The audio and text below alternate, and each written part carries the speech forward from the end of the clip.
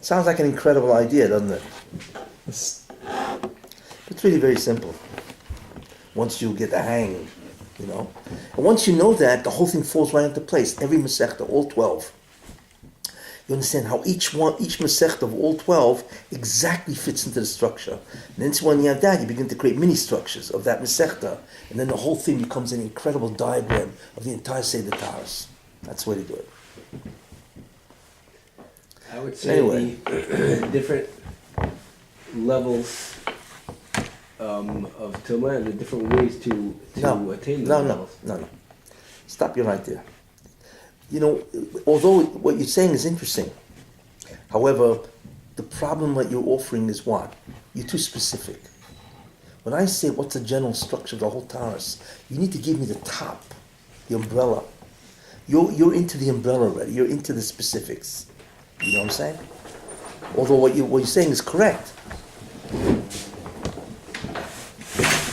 We are anxiously awaiting for your donuts. some varieties. It's crazy. Oh wow! Right. Yeah, that's right. What's this?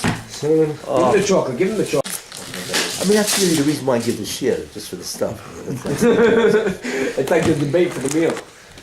So what's the essential idea of Taharos? The whole state. The concept of impurity affecting the state of an object. The concept of impurity affecting the state of an object. Better. How about the concept of impurity, period? Better. Spiritual contamination.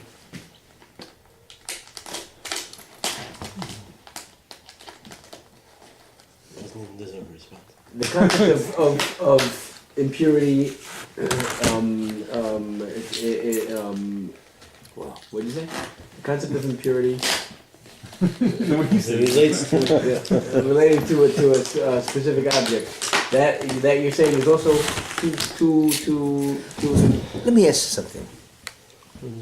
No, he's giving What general idea. are the essential components of the entire Taharos? Look at it structurally. What are the essential components of the entire Seder Taharos? What do you mean by? First time to identify the Tumah. Sources of Tumah. No, you're into a prat. No, You asked very for the simple. detail. There's only two things in the whole Taharos. Tumah and lack thereof. No, Tumah and the receptacle thing. Tumah and Tara. I mean, the thing that holds the thing. objects. Objects. That's it. Tumah is all about two things. The concept, or rather the entity, or rather the spiritual entity called Tumah. That's what it is, a ruchnistic entity. We don't really know what it is, although I think I do, but whatever. Spiritual entity called Tumah and objects. That's the whole Taharos. Therefore, once you realize that, what do you say? That the study of Taharos, or the whole study of the Seder of Taharos, is all about the laws governing the flow of Tumah and its relationship to objects. You see? To govern the laws of the flow. Tumah is some kind of an entity that flows in an object, flows out of an object, flows to another object. It's almost like energy in a certain sense. So what are the laws governing the flow of the Tumah entity and its relationship to objects? That's the whole Taharos. How is it only a phenomenon? It is created out of nothing too. What? A person, drops dead. It didn't flow from anywhere. I mean, you could say it flew from the fact that he was alive. No, he's now dead. But I'm saying, no. Listen. No. You're talking about one prat called Tumah Smith. who? Creation. That's clearly a prat. Yeah. But forget about what. No, what did you say about Thomas Mace? I said it doesn't flow from anywhere. It's created. It's born. So therefore, what's the area the category you're really talking about? What are you talking about? You need to always identify a category. You need to think generally. Very important. That's the whole concept of what method does. And ultimately, once you think generally, you create a structure. Because a structure is nothing more than what? Categories and their arrangement with specifics in it. That's all it is. It's the arrangement that's so critical and the proper identification of the categories. So, when you talk about Thomas Mace, there's no flow. just popped up, you're really talking about what? The origin of Tumah. Right. No, it's that's a category. There's a spirit, but really what it's about is, well, of course we want to know where it comes from, but that's a category which is a prat. What the Seder really deals with really is the flow that this Tumah has, and the laws governing that flow, and its relationship to objects. Now, go through all the Maseches, and you see how incredibly how everything fits. Every Masech is nothing more than another category, thank you, of that structure. Is that caffeine free? Yes. Thank you. I'm going to take one. Cinnamon and chocolate. There's only one. This is. But it's not an integral part of the central idea. Which? The central idea of the creation of Tumah? Like he's saying that a sheretz is Matama, a mace is Matama. Those are the Tumah sources. Right. But So where is that in the central idea? because when you look at Tumah and you want to subdivide it, what do? Since what are the two fundamental components of Taurus? Tumah Tumah and objects. and objects. So if you look at Tumah, what are some of the categories of Tumah? One, A source of Tumah. a source of Tumah, right? That's number one. Number two, A secondary, a Tumah that receives. That's a source. That's a secondary source. But the Level source, of Tumah. oh, very good. The level or the degree of Tumah. Great, that's it. So Tumah has a degree. Three, Transferability. transferability. Exactly, very good. That's it. Can it be transferred from the object? Susceptibility. Susceptibility, okay. I was going to use another word. But you can certainly do receptivity. Receptivity. Okay. Very good. Getting That's closer, good. Getting closer. But when you say susceptibility or receptivity, can it receive? That's a din in what? That's a second thing in That's a din in what? Transfer. In the transfer. object, in the receiver. Right. We're doing Tumah, you see? But So transfer Tumah was- what? Number one, what are the origins of Tumah? Right. One. Two, in what objects do they appear after the origin? Remember, what is the general rule of Tumah? One, an object that goes through a certain event becomes Tameh. So you're always looking at the object which contains the Tumah. Actually, the word I use in which Tumah resides. Very important word. Tumah has a resonance. It's interesting. It resides in something. So there's an object that goes through a certain event, and as a result of that, when an object goes through a certain event, Tumah originates, or Tumah is created. And forget about how and what and where, right? But now it exists. So we're looking at the Matame, right? That's called the Matame. Then in Matame, right, there's all kinds of ideas. What is the event the object must go through? What is the criteria of the object?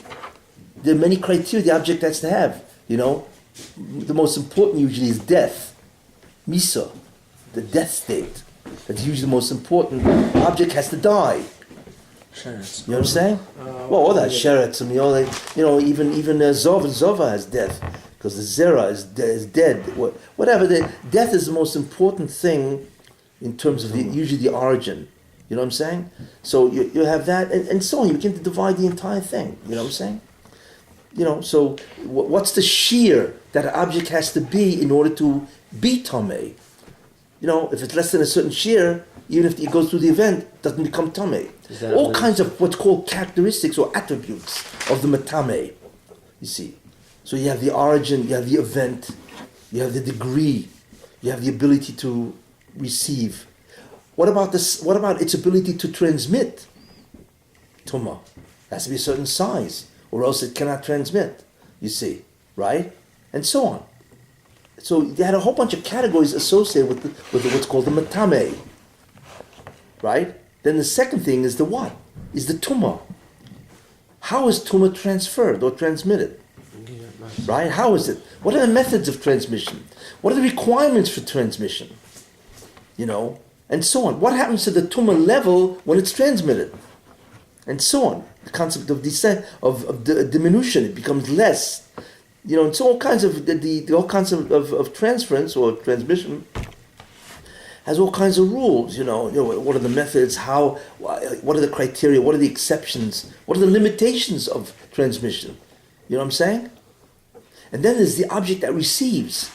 What is its size to receive? How long is the tumah there? How do you remove tumah from an object once it's there? You see what's happening, right? And then And the object, how long does a tumah last? And so on, its duration. All kinds of, so really in the end, there's only three things, although I said it was two, but it's really three, right? It's, because the object is divided into two. You have the concept of what? The tumah, the metame, and the mistame, which is the object which has tumah. You see. And then there's many things in tumah itself which you can consider. You know what I'm saying? What type of a tumah is it? Is it bounded tumah or field tumah? V'yaser biyur. What? V'yaser biyur. What does this mean? Yeah. Who? V'yaser biyur. With a drop more of an explanation. Elaboration. Normal elaboration, yes. One word. Either elaboration, elucidation, or clarification. Either one of those will take. Either one of those. Think about this. And I'll show you the beauty of looking at tumah this way, you know. What is Masechta Olas all about? That's a real tough Masechta. What is it all about? Somebody looked at all this recently. You're talking about Ola, right? Oh, yeah. Oh, yeah, sorry. It's a deviation from Shabbos because I really want to finish that first Mishnah. But you guys seem excited about all this. So. We got Shabbos, especially as he tells us we didn't get the full clarity in the Mishnah. Correct. We did not reach So what should we do? ground zero. Still have that I just have one question. Rules governing the flow of tumah and its relationship to objects. So where in those words do you see that there's nichol, anything about the dinim regarding a source of tumah? What's A that? source of Are tumah. we back in Taurus?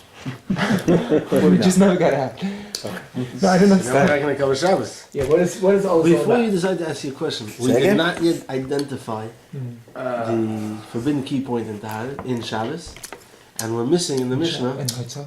in Hitzah, and we're missing in the Mishnah, we're missing Because that Mishnah is reputed to be a very difficult Mishnah.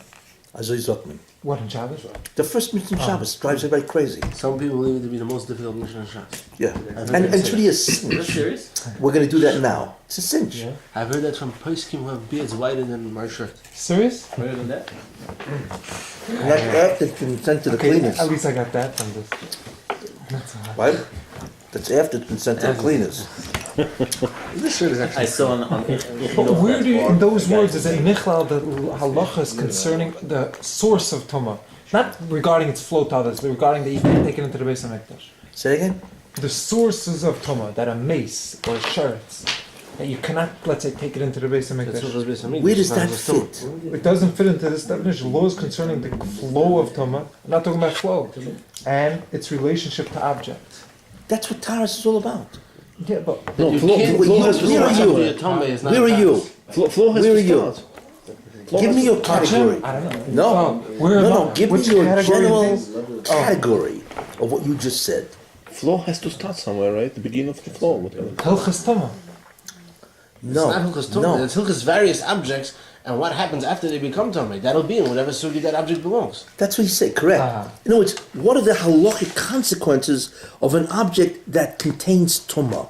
Okay, That's where you're at. I hear. Now, you have kachim, I hear. kahuna, nazir, a bunch of things that, but we're not into, Taurus is very strange.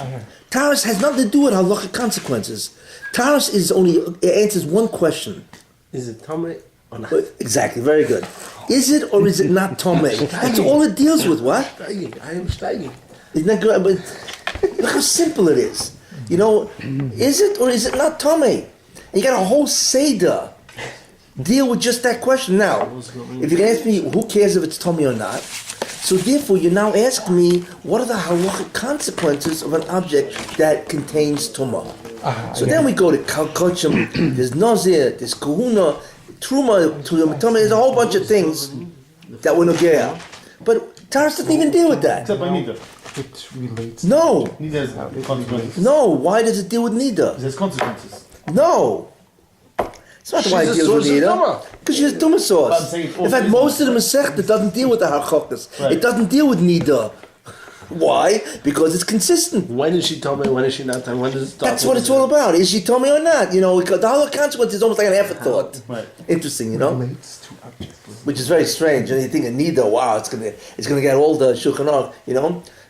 When you look at the Shulchan Aruch, it's all about the consequences. We look at Taurus, it's all about the nida as a source of tumah. You know, what a perspective. You know, that's the whole Taurus. Is it or is it not tumah? That's boiled down to its essence. So Taurus is all about three things: the tumah, a mithameh, and a mistameh. But ultimately, even the mithameh and the mistameh are really one idea. It's all about what? Object. It's all about an object. Flow. That is tameh. Whether it be a primary source, because the tameh originated in it because it went through an event, or because it received it somewhere else. That's called a secondary source. Oh, you mean The primary source is an object that didn't receive tameh, yet it originated within it because it went through a certain event. That's called a primary source of tameh. A secondary source of tameh is what? Is an object that didn't go through the event. The only event that it did, well, I won't get to that, but the event that the object received tameh from somewhere else. So as such, it didn't originate in the object itself. That's a secondary source. So, but they're really both objects that contain tameh. Forget about how they received it or why it's there. So Taurus is all about two things: tameh and objects. You see? Yeah, because also when you separate between an object, the metame and the mistame, the mistame itself becomes the metame right away. Who? The mistame becomes metame very often. It may or may not. May or may not, right? It depends on shear. Some things are so small that they cannot metame. In order to convey, Yeah. so, you know. So what do we do now? Moed, Mishnah Aleph, and So we had homework, and then we had to finish up the Mishnah and have the mnemonics method. Oh, memory system. Homework system. I forgot all about it. Remember. But we're before that. Okay, Statements, what they are. first Mishnah. How many statements? What's the first thing you always do when you learn a Mishnah? Well, the first thing you do really, I mean, ultimately, you know, although it should not be the first. Actually, with the present day Mishnayos, it doesn't even have to be the first. What's the first thing you need to do before you go into a Mishnah? Open your Mishnah checklist. Yes, on the checklist. Okay, which idea of the six idea of the Mishnah checklist is the most critical thing to do in the beginning? Area probably. Who? Area? No. What are the Background statements? information. Who? Background information. Exactly. The most problem with a Mishnah is that I don't know where it's coming out of. It's some kind of detail hanging there. Like, where does it belong? What's its address in the structure? So the preliminary ideas are critical. Once you've discussed the preliminary ideas, and it doesn't say this in the Mishnah. That's why I say when you take 4,192, and then you multiply it by 7, which is the amount of statements, and that comes out to 30. And then you realize that there's an infrastructure, and that infrastructure is the preliminary ideas. You could have 5 preliminary ideas. I once showed people in Yevamos you have 6. You know, there's 6 ideas you need to know before you get to the first Mishnah in Yevamos. Yet Rabbi doesn't say it. No? But we need to say it. And therefore, that magnifies 30,000 halachas into over 150,000 halachas of Kol HaTorah Kula. That's such an awesome amount of information. You know what I'm saying? And if you know it by heart, you are an Adam Gadol. Any way you cut it. So, what's the first ideas we need to know about the first Mishnah in Shabbos? That's how we start. And we've done Shabbos, so we can know, what are they? Rishus. Who? Rishus? Who said that? I did. Very good. Yeah. The concept of Rishu is why. Why is Rishu so critical? Because of Shinur Shus. Who? Because of Shinur Shus. We're gonna get to Shinur Shus. Yes, but I need it said better. Oh. Because, what? That's the definition of the Malacha of Hitzah. It's included in the definition of the Malacha of Hitzah. You know, no, okay. Yeah, okay, fine. But, you know, Why do we have to know about Rishus first? Because there is no kamina. No. What do you mean? Not coming about what? Halacha consequences. Good. Oh, very good. Because without Rishus, there's no such thing as Hitzor. Correct? Yeah. So therefore, you need to know Rishus because Rishus is a concept. It's a, like I told you, the description of Rishus, right? But what are the halachic consequences of Rishus? And the answer is Hitzor. Without Rishus, there's no such thing as Hitzor. Hitzor is not carrying. Remember we saw that? It's a matter of domains. Without the concept of a domain, there's no Hitzor. Really? You know? So the first thing we need to know is what? Rishus. So we had a definition, right? It's an area or a space that has halachic consequences. I mean, it's probably more than that, but this is minimally how we can start. Yeah, it's probably got some ruchnistic concept, which is a yochis, some type of ruchnism, which is a Rabbi is probably a ruchnis, whatever. Okay, great. All right. So then we needed what? We needed before. So we had the concept of Rishus comes first. Then what do we need immediately? What's the second thing we need to do for Rishus? Because we're in Rishus. We need to define it. Correct? Which we did. Yes? What's the third thing we need to know about Rishus? What are they? What are they, or How many? are there how many? Because we recognize that there are types. Right? So how many? That's number 3. Number 4. What's the criteria of each one? Is it physical? Is it functional? Or is it a concept of access? Access. How many people have access to it? So Rishus HaYochid, only a select few. Rishus HaRabim is common, everybody has access to it, basically. You see? Functional or what? Is it physical, functional, or is it access related? But anyway, so the first thing we want to do is have a feel of Rishus. Because without that, there's no malacha. You know what I'm saying? Second thing we want to do is what? After we have a handle on Rishus, what's the second thing we need to talk about? Kira Hanoch. Who? Kira Hanoch. No? Specific. Oh, good. Meleches Hitzor. There's an Isser of Hitzor. Hitzor. Hitzor. Second, we want to have an understanding of Hitzor. Right? So we need a definition. Which really means what? We need a definition of Hitzor. Right? So when you say we need a definition of Hitzor, what are we really looking at? Well, the forbidden key point. The forbidden key point. Yeah. Okay, so how do we arrive at a forbidden key point? That's a preliminary information, and preliminary information we're supposed to be able to figure out a forbidden key point. Yeah. Oh no. We're supposed to be looking for. I'm showing you. In the end, when you finally know the Mishnah, here's what you're going to do: preliminary 1, 2, 3, 4, whatever, and then halacha 1, 2, 3, 4, and zoom, and then central idea, its area, the number of statements, its memory aid, and well, the preliminary ideas we just did, and you're home. You know this Mishnah incredible, claw, especially when you understand the central idea in this area, because that really is what the thing is. So, we're now into the concept of Hitzor. What is it? A significant positional change. A significant positional change, correct? Okay.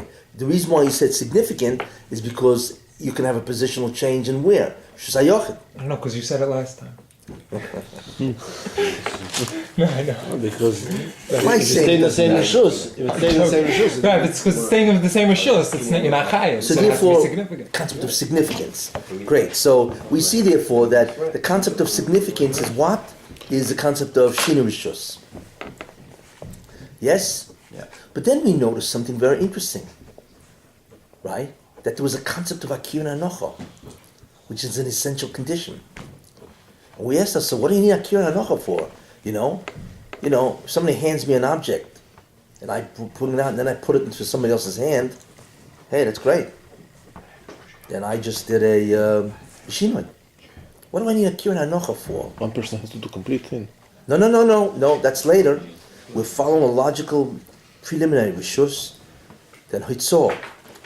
Like I said, what is Hitzor? So we arrive at a significant positional change, which means a Shinu Rishus, correct? But then we ask the question, well, why do you have Akira Hanocha? Because that's also preliminary. You need Akira Hanocha. That explains the Rabbi. So why do you need a Akira Anocha? So what do we figure out from that? Why do we need Akira Anocha by Hitzor? Remember we had the answer to that? In effect, you need a Kiranocha. That told us. In order, something is only considered a change of Rishus if it has fixed coordinates. Good. So if it has fixed coordinates or fixed position, then it's considered as having been in the Rishus. But if not, we call it associated with the Rishus. Something moving through a Rishus is associated with it, but it's not called being there. Being there means it has to be rooted. And rooted means it has to be... so therefore, before the Akira, what's the implication?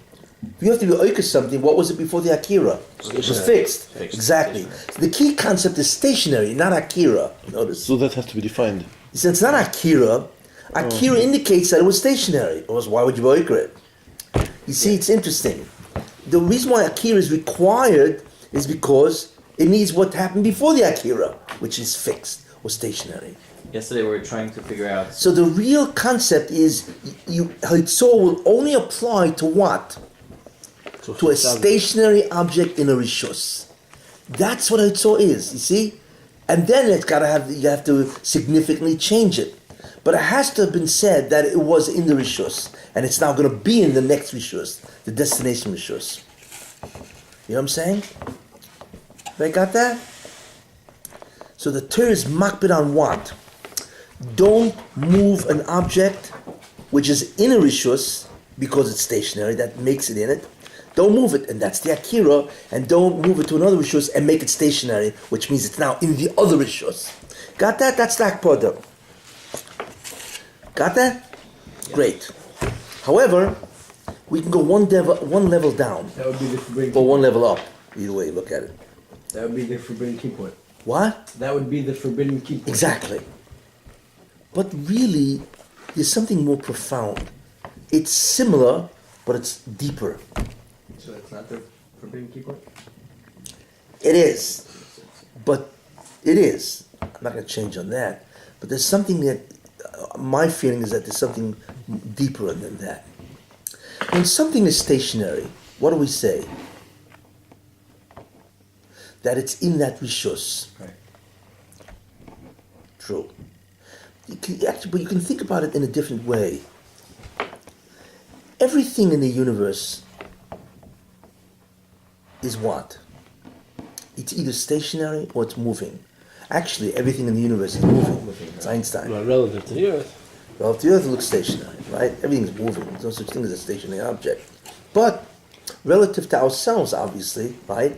When something is stationary in a Rishus, so it's part of that Rishus, but there's something else you can say about it. And my feeling is that's the Akpodah Satira. Because you remove something which is fixed in Rishus, you're really removing something else.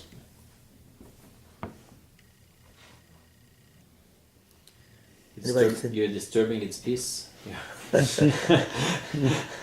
Why are you disturbing its peace? Follow that line. Why? Because it Or rather, I should answer, what peace are you disturbing is more accurate. what I'm saying is you. What I want to say. Follow is that line. Fixed to meaning the object was in the category of fixed object. Yeah. And now I'm putting in the category of a moving object. Relationship, well, fixed and mobile and stationary. Fixed and immobile. But what are you disturbing? It's an interesting way you put it. What are you disturbing? The things that belong to that area. What do you call when you belong? Possessions. No. What's the worst thing you can do to a guy? Space? Yeah. Is what? Kill him. Already for displace him. I mean, The depends. war in Gaza. What was the terrible thing these guys did? I mean, everybody was in Gaza, lived there, so they're fixed, so to speak. But what was the Avla, really? They all lived there. They all resided there. So what they do is they kick them out of their residence. When something is in a rishus and it's stationary, that's called its residence. The Torah says, don't change residence in a significant way, which is to move it to another place, and it now resides there. It's similar. Why would that be a problem? I'm saying, why would that be the Hakbah of the Torah? It's not why. There's no whys here. It's what the Torah is makbid on. I don't know why. In my next conversation with the Rabbi Shalom, I'll ask him why. But it's really the concept of fixed means it's in that rishus. But when something is fixed, what does it really mean? It resides there. When tumah enters an object, it resides there. It lives there. It's there. It's not just that it's fixed in the object. That's its residence. You see.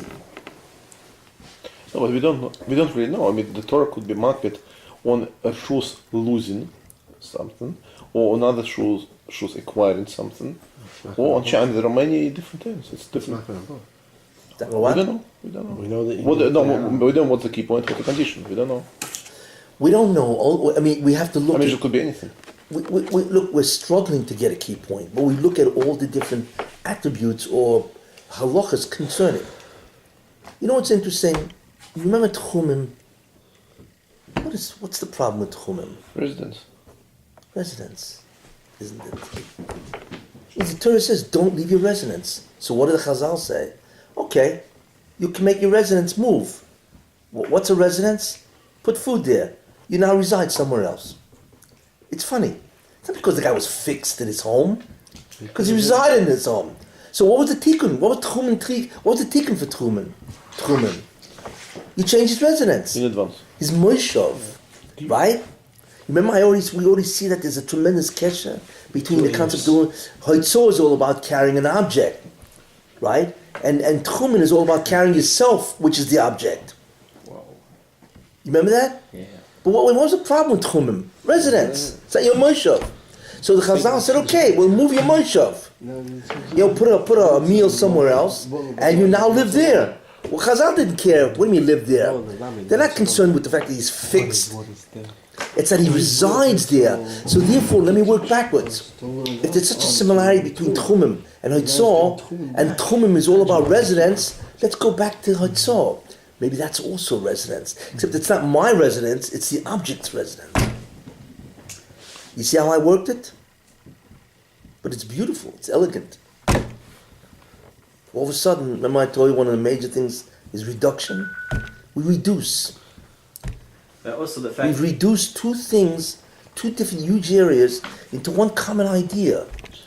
So therefore, what I'm now saying is that the Hakpodas HaTorah is, don't change the residence of an object in a significant way.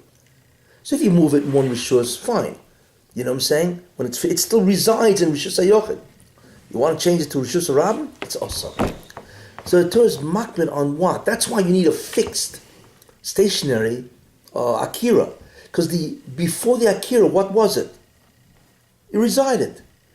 It's not the Akira throws everybody off. You know what I'm saying? Because you have to be Oika. But that throws everybody off. What the Torah is makbid on, it's not the Akira, it's what the Akira undid. Which means it took it out of its residence. It's interesting. It's a flip side. You know what I'm saying? The source of it is Mishkan. That's the origin of the Malacha, yes. Right. And there's also Alietzu Ishme Pesach Beisoy. This is the origin for what? Hitzor, and also For Tchumen. Hitzah and Tchumin. Yeah. It's interesting. It comes from a pasuk. Same that talks pasuk, exactly. Yeah, very That good. talks about residence. Yeah, no, good. Yeah. So that itself would say that they're really the same concept. Right. Except one concerns objects, the other concerns yourself as the object. Yeah. You know what I'm saying? Great. So the Hakpodas HaTorah, which is very important, we now realize what Hitzor really is.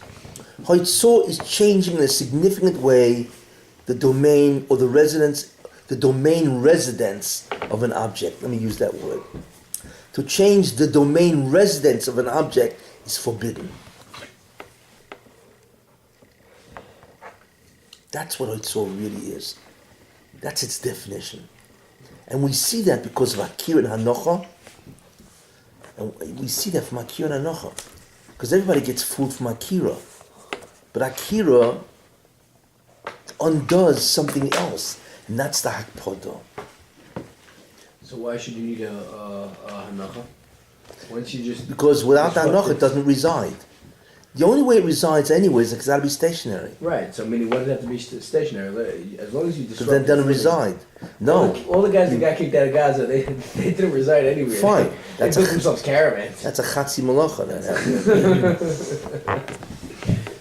No, the Torah doesn't want you to change residences. The Torah does not want you to change the domain residence of an object. That's the malacha. Of course, it's done through carrying. Now, how else do you do it? And carrying itself has how many forms? Method 3. Either hishota, right? Or hitzor, or zrika. 3 methods of changing residence. But if you need it in a sense, that's what the malacha is. Do not change the domain residence of an object to another domain, where it will reside there. So it's not so much, you see, it's interesting, the malacha isn't so much to change domains, because that you don't need on a kira hanocha to do. You know what I'm saying? See that, it looks like the malacha was shinoi rishus. No, it's the shinoi rishus of the object residence. That's the problem. And that's why it has to be fixed, and Akira undoes that. If you have something in Rosh Hashanah and you put mechitzas around it, Go ahead, yeah? you've now changed its domain, Well, you've changed the rishus, you've yes, changed the rishus, to a different type of rishus. so it's residing in a different type of rishus. Yes. And you didn't do it yourself. You wouldn't get stung for that. Oh, you mean you didn't carry from anywhere? No, you left the object there and you changed its rishus. That's good. That's very interesting. Yeah, that's good. But how would you answer that? I just thought about it. No, it's a great question. Very interesting. So that's a creative question. That you could change a rishus not just by transporting it or transferring it to another. I could change the physical characteristics of rishus by the criteria of what constitutes rishus hayochid. Very interesting. So how would you answer that? You would just have to go back, that's for sure. Go back when? Further up, be more general.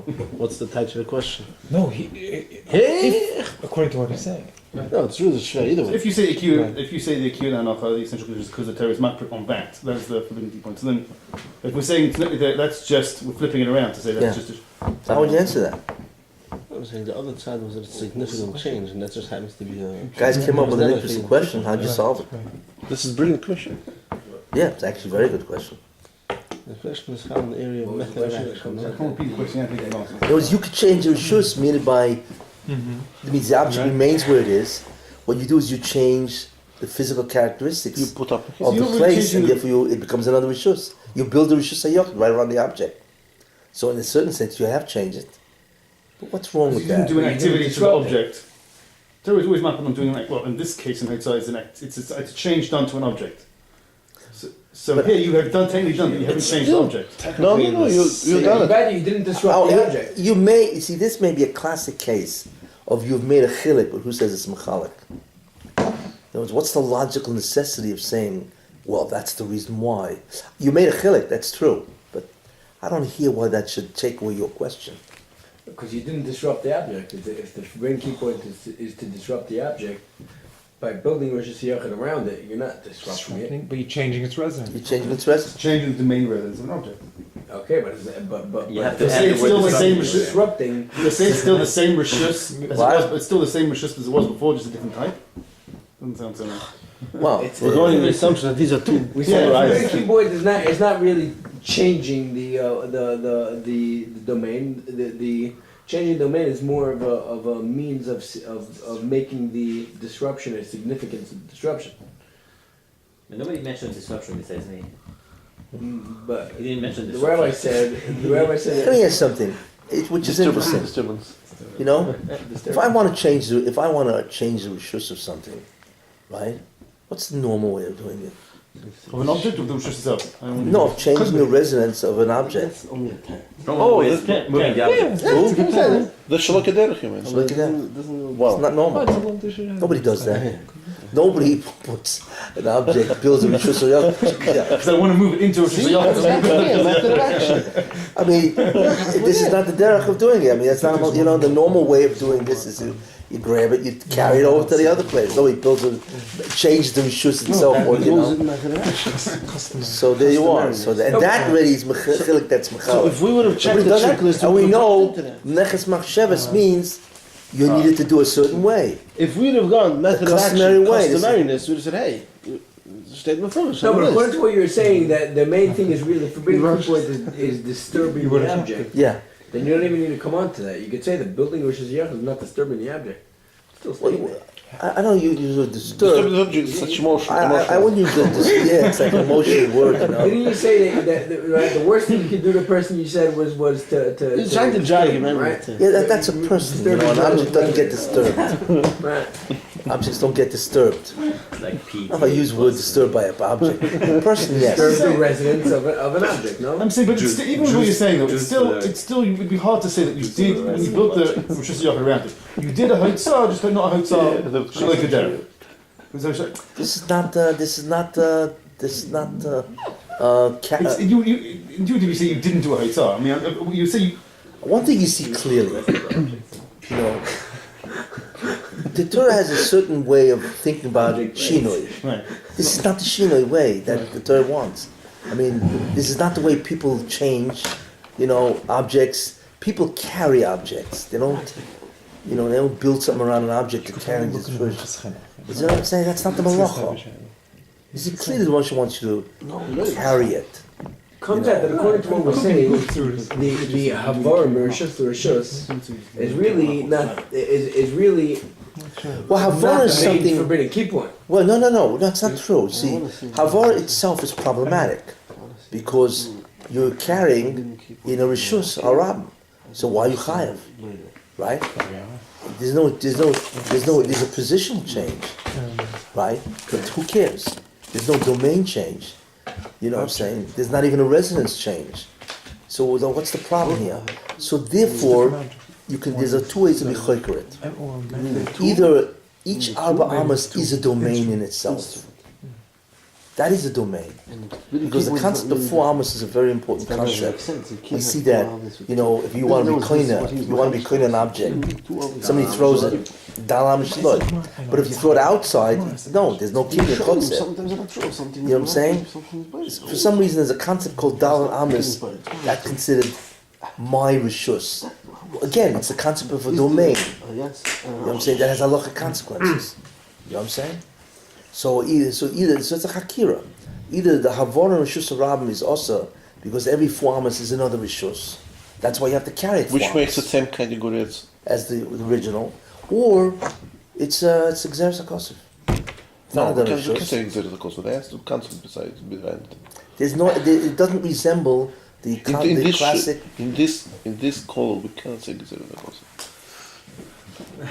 Yeah, if Tuma's not a Jersey concept, then this can't be a No, you could define it, but we're not saying the reason. No, but there's a concept behind it. Yeah, we could define it. It's just not no rules and no system to the madness. That's all. We had a. Look, what we're trying to do is find a commonality here. What's the commonality between Hitzol and Havara? That's what you're trying to find. So if we say that we want to reduce it, commonality, exactly. So like I did with Chumin and So if we say that it's a concept of Rishus, so that's the commonality. Except a Rishus in a Rishus HaYochid is different than a Rishus in Rishus HaYochid. Each Dal Ramas in a Rishus HaRabim is a Rishus, because it belongs to you. Do you need an Akir and Hanocha in Havara? Is it physical access or? No, I don't. Oh, it's It's a halacha. You need an Akir and Hanocha in Havara? Where? You need an Akir and Hanocha. Okay, same thing. They're the exact same thing. So you say this object resides within your So Rishus. we come up with one more. It's interesting. So what makes a Rishus in Havara? If it's Rishus. Normally what makes a Rishus is what? It's requirements. A defined space. It's requirements. It's a defined, halakhically defined space, or consequential space, whatever, right? But normally what makes a Rishus? Not what is a Rishus, what makes it? Well, I mean, how many are there? It's Rishus HaYochid. What's the criteria for Rishus HaYochid? It's physical. That's physical dimensions, right? What's the definition of Rishus HaRabim? Is it physical? No, it's 600,000 people is... no, but the access is Well, maybe to be Rishus HaRabim has to function. That's certainly a criteria. So definitely So physical. less than 600. What was that? It must have Tezva Rama. So that's physical. It's physical. It's to be But there's something else. What makes it more than lack of mechitzas. Who? Lack of mechitzas. Access. Yeah. Who? Access. It's common access. That's really the central idea of all these things. Rishus HaYochid, there's no access, although the Torah doesn't define it like that. Torah defines Rishus HaYochid physical. But when you think about it, Rishus HaYochid clearly is private domain, which means it has a select few. It's a selected access. Which is Rishus HaRabim is not a selected access, right? It's a public access. Anybody can go there. But in any case, so in a public place, what's a Rishus? So you have to say that you create a Rishus by your presence. Or rather the Daled Amos of the object. Yeah. It's resonance. Its residence, yeah. You moved its residence to another Rishus. But what's funny about it is that an object has a Rishus. It's called, we have a Rishus, Chotzer. You know what I'm saying? If you throw something with my Daled Amos, I can be koine it. But So it's what Rabbanon, no? determines where the Rishus is located or the center point? It's me. It's me. Me, the person. Yeah. So the interesting thing is that when I'm moving, I'm moving with it. Well, what determines the Rishus in a Rishus HaRabim? Is it me or is it the object? It has to be the object. Because if it's me, then my rishus is a mobile rishus. So as I'm moving with the object, my rishus is moving. So I'm not taking it out of my rishus. Fair enough. So it's the object that determines Rishus. Yeah. Okay. And rishus hayachid too, by the way. In rishus hayachid to Rabbi. Rabbi. No, I'm talking about when you do a hakir hanoch or a plain Regular Veshata. Yeah, well, it's the object, yeah. So it's interesting that an object actually has the concept of domain connected with it in terms of 4 amos out from the object. So if you move an object from its residence, right, outside, so it's funny. When you think about that, it's almost like saying, if you think about that, then an object has a residence in Rishus HaRabim, correct? And how far does the residence go out?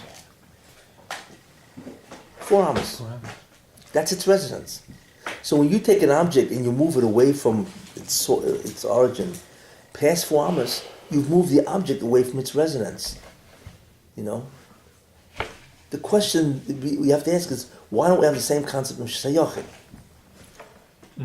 You know what I'm saying? Part of a larger residence. It's what? Either part of a larger or more powerful residence, or more significant. Yeah, so you have to say that Rishus HaYochid is the totality of the residence, or the area. So in order for an object to leave its residence, it has to leave the Rishus, or rather Rishus HaYochid. But in Rishus HaRabim, You don't have that. You see, when an object in Rishus HaYochid, so the Rishus HaYochid overpowers or enlarges the resident area of an object. Interesting. Whereas in Rishus HaRabim, there is no overpowering other Rishus, so then it falls back to its natural residential area called 4 amos. That's interesting. Yervot? So basically you're saying that Havar Daled Amos is taking it out of its Rishus, yeah. rishus. Yes, and that explanation. It also exists in Rishus HaYochid, except the Rishus HaYochid, right, overwhelms in a certain sense the residence of the object. It is the whole residence. Whereas in Rishus HaRabim, you can't say that. There's nothing to overwhelm the residence of an object. So therefore, it goes back to what's called its default residence. It's a good word. Default. You know what default is. To lechatchila, what it originally naturally is, which 4 amos, everything has 4 amos as Rishus. Just to magnify this chiddush is that it applies even when you transfer the object from one Rishus HaYochid to another Rishus HaYochid. And yet we still don't see a residential change. Yeah. That means that all Rosh Hashanah in the world are somehow unified.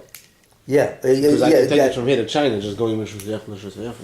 yeah, and it's still called a resonance. Yeah, Correct. yeah. So not only this Rosh Hashanah, Any Rosh Hashanah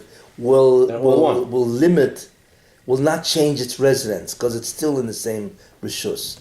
With Rabban, there is no cancellation, so it has to be for Why is it Amos. the same shus? It's different shus hayochid. It's different shus. It's all Rosh Hashanah. It's all Rosh Hashanah. going from one residence. It's not a matter of another Rosh Hashanah. It's a Rosh Hashanah, so therefore its residence has Then not we changed. should say shinur shus. It's shinur of a type of Changing shus. the perspective. No, it's Shino. Well, yeah, Shino. It's a different flavor already. Shino It's not just. Well, we don't call that a Shino of Rishus. It has to be a different type of Rishus. So you're saying changing the type of domain reference of an object? Yes. Oh, we have to That's change fine. if I'm going to keep one. It would seem so, yes. That which is a good point that you brought up. Yeah, it's also the fact that in Rishus HaYachid, the object doesn't have its own Rishus, and Rishus HaRabim, it has its own Rishus. No, I would say I would say no. Why is that not The default of any object in residence is always 4 Amos. However, in the Rishus HaYachid, Point a little bit. right, It's over. then it's the 4 halakha Amos expands to the entire Yochid. Whereas in a Rabbim, there's no expansion, it remains at 4 Amos. In Rishus HaYachid, it falls under, it's overpowered by the Rishus HaYachid. Yes. And therefore its residence is considered the whole Rishus. Yeah. Do you see what we're doing here? We're thinking. That's really what we're doing. We're thinking, we're analyzing, we're trying to achieve a tremendous clarity. What does Torah say? What's that? What? It's funny that you say that because I was just thinking the other day, if I would have to sum up this share in three words, it would basically be use your brain. Well, Think, one word, think. Right? When you learn, use your brain. yeah. Right? Well, that's not practical. But look how much you can get. Look how much you can get just by thinking. You know. Okay, you need a certain amount of ideas also, because that's how we analyze the ideas and we reach certain conclusions. Ultimately, is to arrive at one single idea. What is the forbidden key point of its soul? What doesn't the Torah want? And the only way you figure that out is by looking at all the different cases and arriving at some type of conclusion. There was one question we had regarding Akira. So we did number 2, Yep. preliminary. And this is all preliminary. Because the Mishnah has nothing to do with what is a Hitzor, which then we'll get to what the Mishnah really does. Right? This is preliminary, because the Mishnah, it says, Yitzir says Shabbos, excuse me. What's Yitzir? Doesn't say. So this is all preliminary just to get into the Mishnah of Hitzor. So preliminary number 1 is Rishus. Preliminary number 2 was what's Hitzor. Preliminary number 3 is what? Akira and Hanach was part of it, so? No, it was Kiranga is part of the definition of Hitzor. Yeah, one person. You know doing what it, you see? You know what you see interesting? I had said a statement before that Akira and Hanoch is an essential condition. Yes? Yeah. But now what do we see? Is Akira and Hanoch an essential condition? No, Or is it the malach itself? it's malacha itself. It belongs to definition, really. Yeah. Why? Because when I said don't look at Akira, when you oika something, what are you changing? Its resonance. So Akira, right, is a statement that says that you need to change its resonance. So almost in a certain sense, it's really part of the definition. Why is that not true in every essential condition?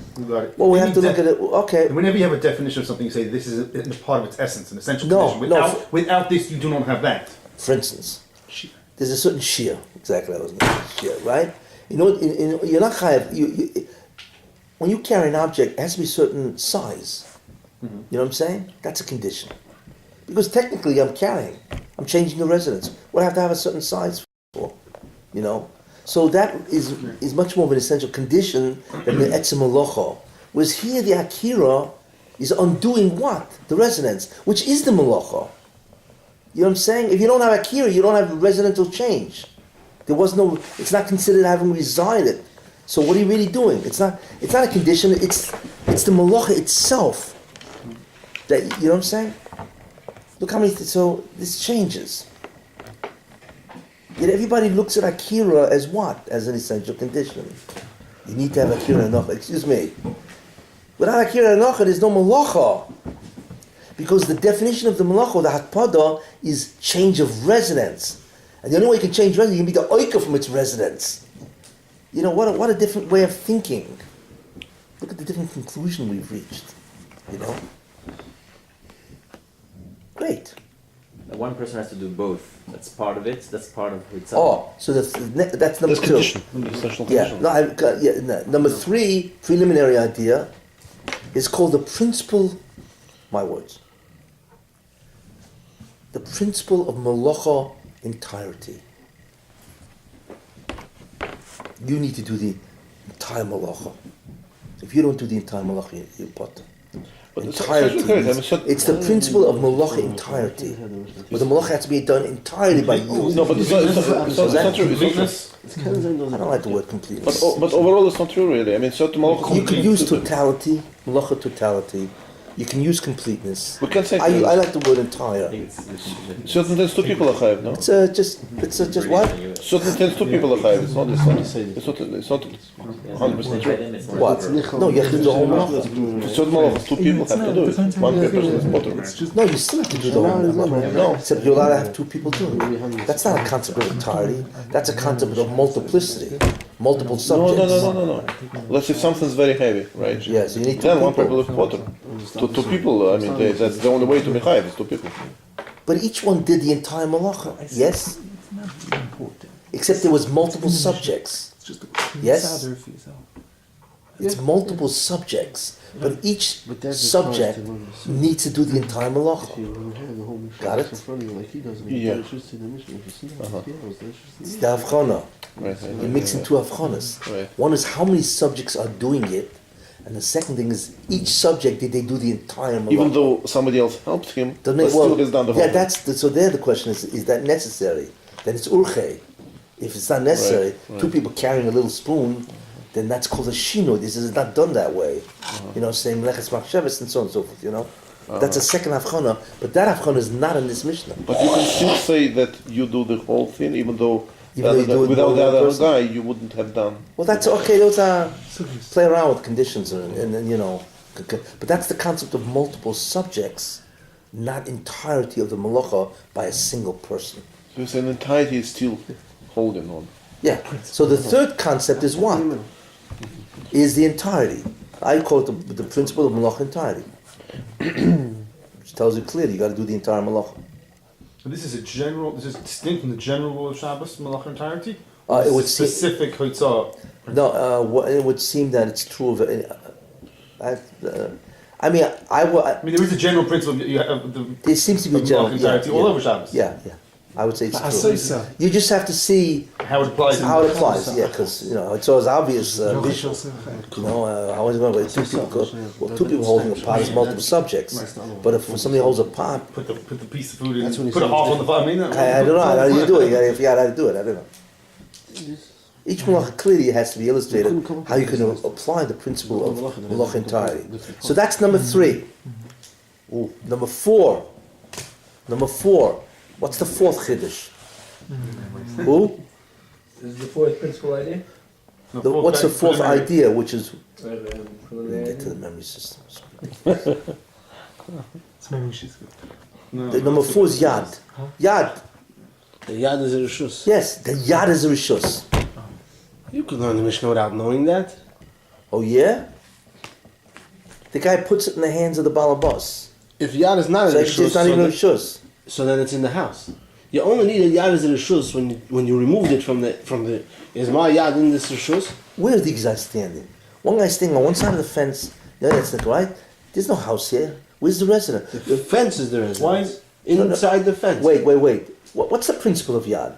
What's the requirement that questions the concept of yad, and therefore yad is now You an need a exception? malkum dalad al dalad. It needs to be in the residence. that It needs to be in the shemaim. That's my Right? point. We said that we need If yad only comes It's not in. monach. It's monach. No, he meant that it is not. That's only after. to That's why reside you need the in- chiddush of yad. Yes, It's not a resident. No. He meant it's not a resident. What's the chiddush of yad? Well, no. Why would you say yad is no no, good? He would think The it's not a person is not resident. separate from his rishus. There can't be a residence less than 4x4. That's Right. That's exactly what I said. It's a kiddush. And if you don't know that, you don't need to know about yad either. And I No, can no. learn the Mishnah perfectly fine. Hi. You're doing preliminary information, let's be fair. Right, either you know both or you don't know it's both. preliminary because you need to know that Yad is considered Dalit al Dalit. That's what you need to know. In other words, when we say it has to reside, it has to be a place of normal residence. And I think the minimal space is, 4 amas by 4 amas? 4 tefachim by 4 tefachim? 4 amas, right? It makes sense. Because you can live in 4 amas by 4 amas. You know what I'm saying? So that's why Arba amas is very good if you learn residence. You know, if you learn it's just to fix it in the rishus, what do I need 4 amas for? Who cares? You know, if it's 3 feet, if it's 4 inches by 4 inches, if it's a matter of that, it's in the rishus because it's stationary, so 4 inches by 4 inches should also be good. There's no din in the place of its residing or it's being there doesn't have to have a shear, but if you learn it's the concept of residence, then residence needs a shear. But only Dal Tvachim, not Amos. What was that? Dal means Tvachim. No, I think it means Tvachim, yeah. Plus means Tvachim. Yeah, it doesn't mean Amos, yeah. You know? Or you have to say, whatever. It's a concept of, well, in other words, so therefore the area has to be appropriate, for some concept of object residence. Why is this not part of It's just that Yad, which is much smaller than 4x4. Because why? Because it's urche to have objects in your hand as a residence. But really we have to define munach, no? Munach? I mean, before, we implied that but it has to be clearly defined because it's not like jewelry box, right, on a stick, whatever. It's also munach, but it's very small. We're not. Depends. No, but I'm saying we have to define it. No. We're not into that now. We're not into the criteria. Isn't this fourth item? No, but if you hand, This mission doesn't deal with criteria. but you're dealing with the hand. And all I said was good residence. What constitutes a residence? Its requirements. No. It's a different concept. Isn't this fourth preliminary idea really a sub part of the first rishus? Rishus. This is really that this is. No. Why should it be? The Chiddush of Yad is that it's a residence. You're right. Not because we should say because Yad wherever the Yad is, that's Rishus. What it is? The Yad is not a Rishus. Yeah, right. The Yad is a Mokum residence. If it happens to be Rishus HaYochid, that's called the object is Rishus HaYochid. You know what I'm saying? No, It's not because the Yad is a Rishus. It's the Yad is an appropriate Mokum to have residence, and what determines the Rishus is what Rishus is it in? Yochid Rab. So why is it then? So anyway, fourth idea is Yad. So why is it then that if my yad is in a different rishus than my guf, it's not considered residing? No, because the Yad is an appropriate area for an object residence. Right, but if my yad is in a different rishus, right? I'm a rishus rab, my yad is just a yachid. It's not considered. The word says it's not considered munach in my hand. If where are you? I'm a rishus rab, Okay. and the balbai sticks his hand. The oni sticks his hand into rishus rab. Yeah. Right. But what happens if the Into Oni? rishus hayachid. No. What happens if the Oni stands from Rishus Harabim, Right. puts his hand in Rishus Hayochid, Okay. and puts it down? He's No, chayav. 1 second. No, the balbai puts something into my hand. Yeah. The last case of the mission, the balbai put something into my hand. Okay. Yeah? Now, if it's right now, So he made the Akira, and you just Havara. You no, just when I'm Shino. moving my hand, why is that not an akira? Because Akira means to take it away from a residence, right? Okay. The question here, it doesn't reside in my hand. The question by Yad, is it appropriate for a residence? And the answer is yes, but it's not the residence. So if I would take my left hand, pull it out of my right hand, and bring it to the shizra. First of all, your hand has to be mobile. If your hand stops, It's takamuna. if your hand stops in Rishus Yochid, right, and the owner puts a sal, yes, Yeah. what is that called? Right, and then you move your No, but hand. the Gemara says that if I'm in a different rishus as my hand, if I'm a rishus around my hand is a rishus yachid, then it's not considered munach. Yeah, okay, you have to see those. I have to see the case or whatever it is, but It's a complicated. Yad is a concept of area that's appropriate for a residence. You know, where the rishus is depending on what rishus is. You have to separate the two concepts. You know, I would have to hear, but I don't know what to do now. You know, What, the memory system? yeah. So do we have the mission down pat yet? Let's give an extra sheet Well, now tomorrow. what we have is this: we have the 4 preliminary ideas. Now, the big question is, What is the central idea of this Mishnah? And this is what problem everybody has. We have problem that. with. Malacha Hatzon, no? What? Malacha Central Hatzon. idea was 2 points. There are No. Rabbanans and Yeah. and direction makes no difference. Are we going to change that? Yes. Because So give us a minute.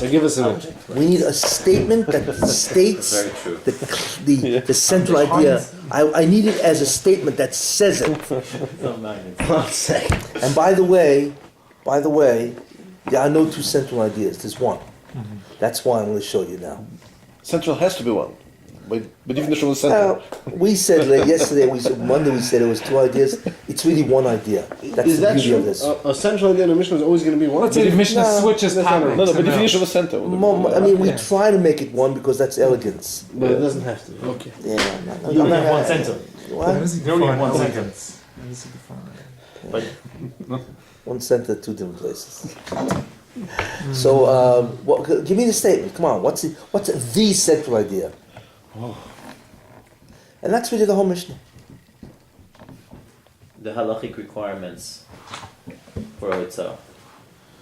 No, that's too broad. Too broad. That's like 30, that's 5 prakim worth. Right? What am I talking about? 5? 8 prakim. Because then there's Amoitzi, it's like, it's really amazing. How Gemara goes on this. Residence. That's actually. we said. Okay, what is it? We said yesterday the two ideas: the direction is irrelevant, And expansion. and we said the rabbinic expansion. Those are two ideas. We said yesterday. So you Those wanna two say ideas. one I that need one statement, yes. Doesn't make a difference. And that's what Rebbe says. Except Rebbe left out a couple of words. That's the problem. That's what kills everybody. Rebbe left out. If you would have completed the sentence, you immediately know what the whole Mishnah is going to come. What the whole Mishnah is about to say.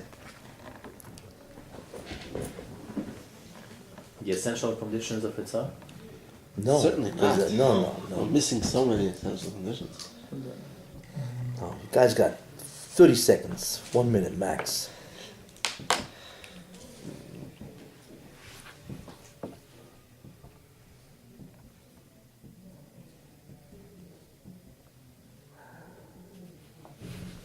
I'm just laughing myself. You guys never had a shiur like this, where the whole thing is thinking.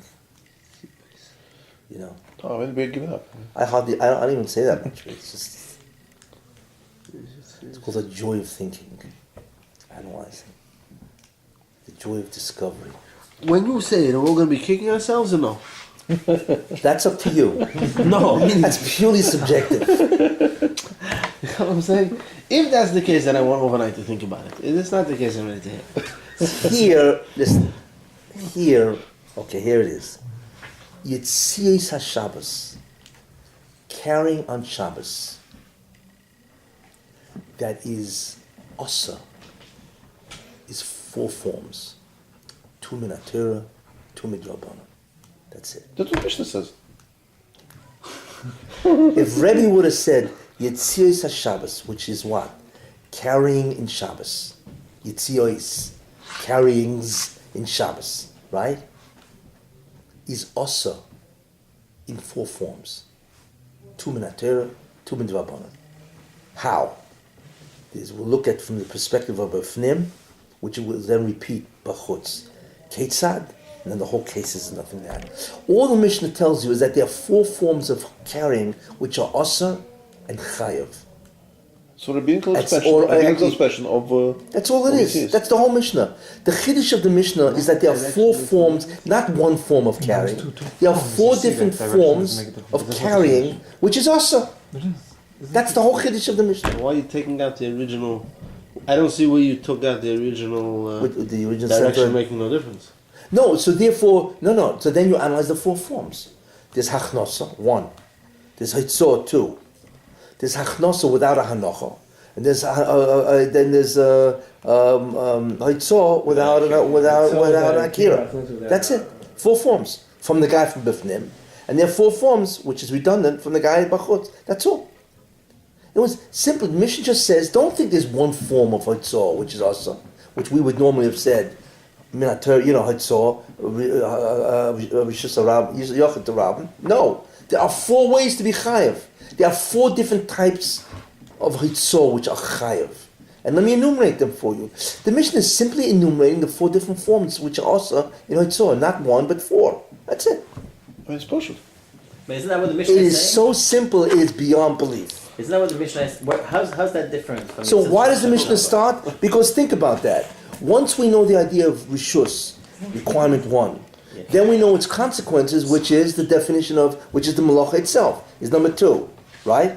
And then we are prompted to know an additional halacha, because that's going to be Nived Rabbanon, the concept of entirety, is 3. When you're wrong, you could believe yada in or not, doesn't make a difference. Now what's the next thing? We know what Rishus is. We know the concept of Hitzor, what the Malacha is. Yes? And we know the concept of entirety. Now what's the next thing? How many forms are there? It's the next thing we ask. How many forms of Hitzor are there that are also? We would have normally thought there was 1. But the Mishnah tells us there are 4. 2 min Torah, 2 midrabanan. Period. It is so simple. But Rabbi didn't do that. He put Yitzias Shabbos. He didn't say, which are also. He just said, Shtaim Shein Rabba. I mean, it implies it is also. But nobody adds those words. That's why everybody goes crazy. You know, but that's really what it is. Like, how many forms of bishul are there? How many ways can you cook? Dryer, Stovetop oven. iron. Exactly. Grill. So Rebbe could have had bishul. You know, bishul b'Shabbos, shtayim shein arba. These are Same thing. Chedushin. These are Chedushin. Yeah, because the same thing with bishul today. In other words, does a malach have forms, or is it a singular idea? Hitzor has 4 forms. Of course, if the 2 minatero, which is 2 forms, right? The chiddush is that it's irrelevant which direction you start. That's what we understand. But that's not the But that's Chiddush of the the Mishnah. chiddush is the form, that there are 4 forms which are also. There's only 1 2 form. minatero. No, there isn't. There are 4 forms. 2 2 holes, 2 minatero, hours. 2 midrabanan. The first 2 are entirety, right? And it's hitzor nachnosa. The last 2 are midrabanan because they're not entireties. That's what potters them. Because the directions are the same. So that's a different form because it's not entirety?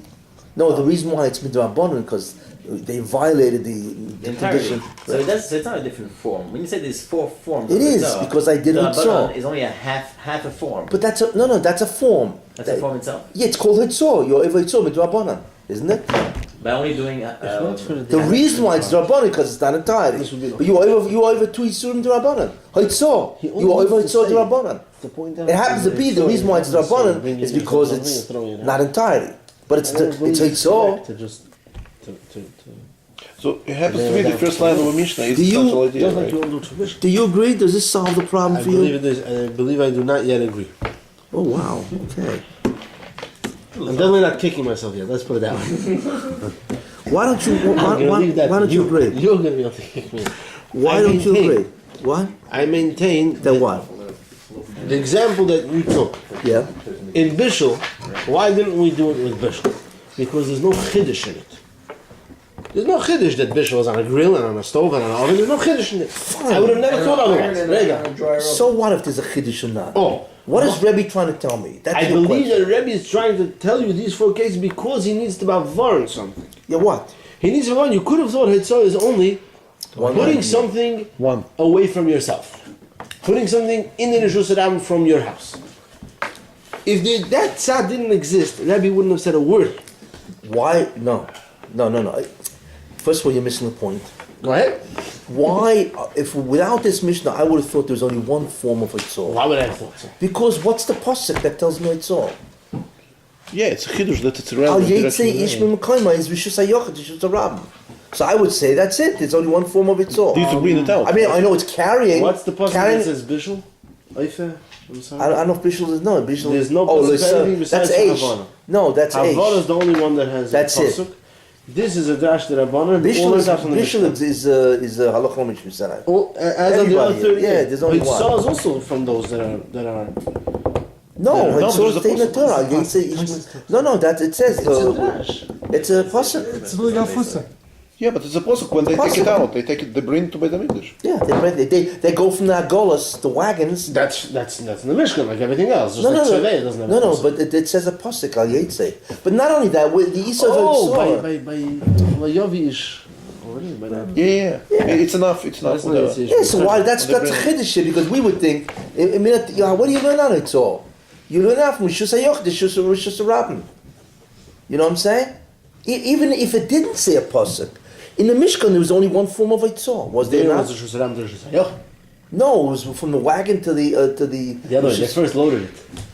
That's in the Mishnah. Yeah, but maybe they didn't. Maybe for Shabbos. No. Maybe before Shabbos. I didn't. It wasn't Shabbos. No, they did it during the week.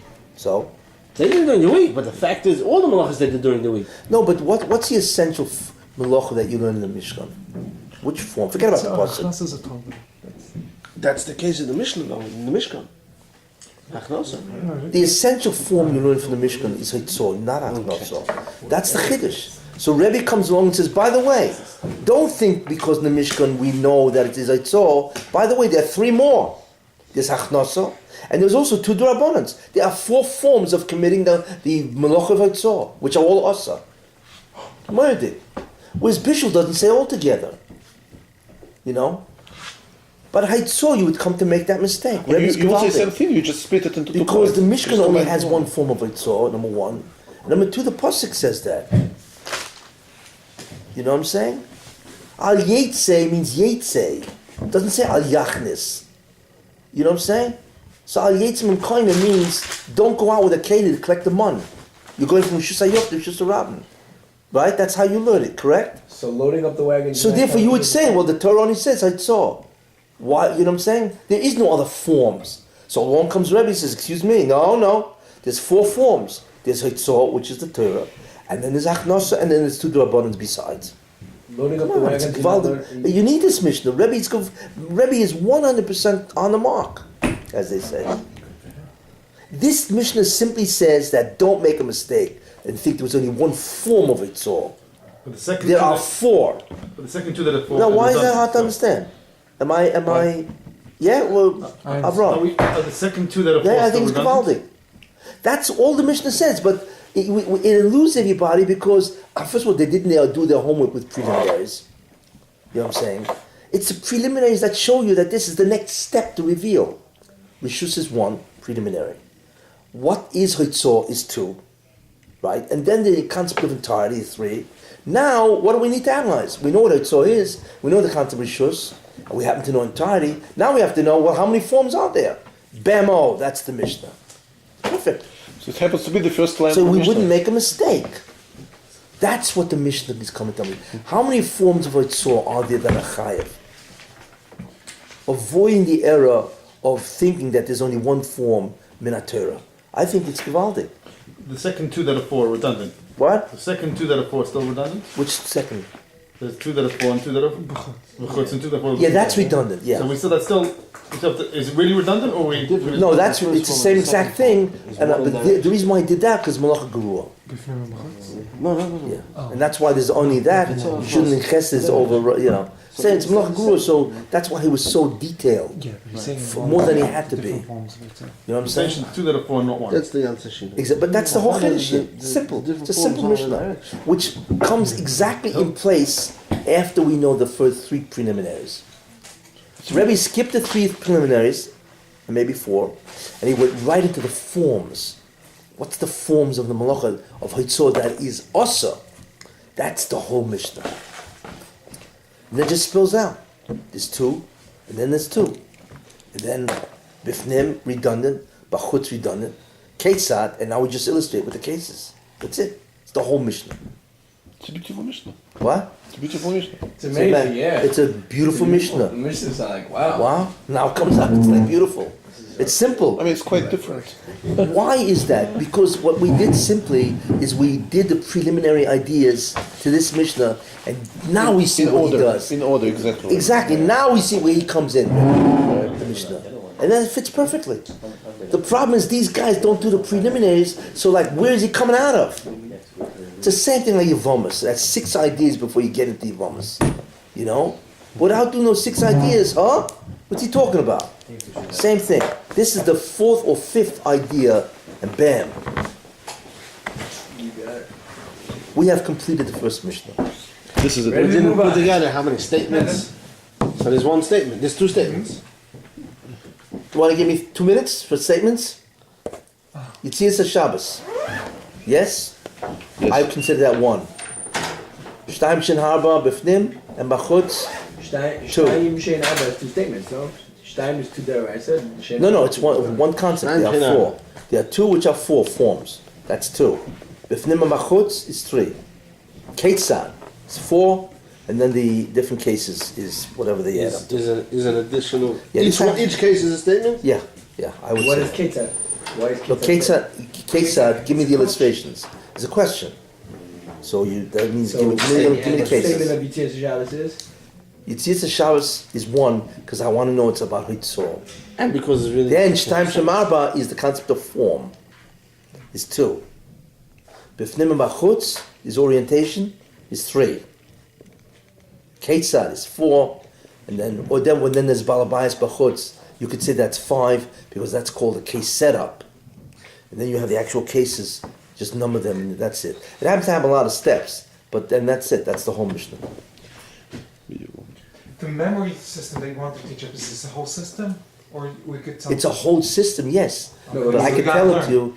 I can tell it to you in 20 minutes. 20 minutes? Can I do it now? I'm willing to stay. I don't know about anyone else. I'm down right here, 20 minutes. Yeah. This is it. We're stationary. No.